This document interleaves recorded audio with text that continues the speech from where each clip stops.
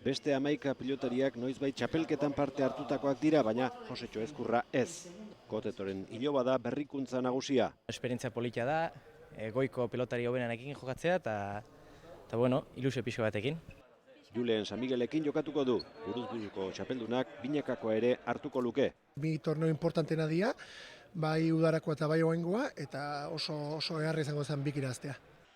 Binakako iazko txapeldunak banatu egin dituzte. Pena ez, honekin jokatzea polita izango zen berriz, baina bueno.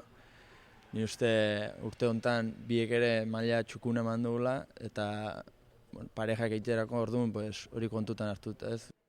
Lehenengo ligaxkan denek denen kontra jokatuko dute. Lau sailkatuko dira. Ez da komeni oraindik urrutira begiratzea. Oaingoz partido hartuko dugu, baina bai garbi dakau behintzat semifinal aldetan ikusi nahi deula gure burua eta gorago iristu aldin bagea hobeto. Hauek dira 6 bikoteak, Urriza eta Agirrezabala, Etxeberria laugarrena eta Etxeberria hirugarrena, Ezkurra eta Jon, Puterga eta Endika, Zeberio bigarrena eta Barrenetxea laugarrena eta Ezkurra bigarrena eta San Miguel.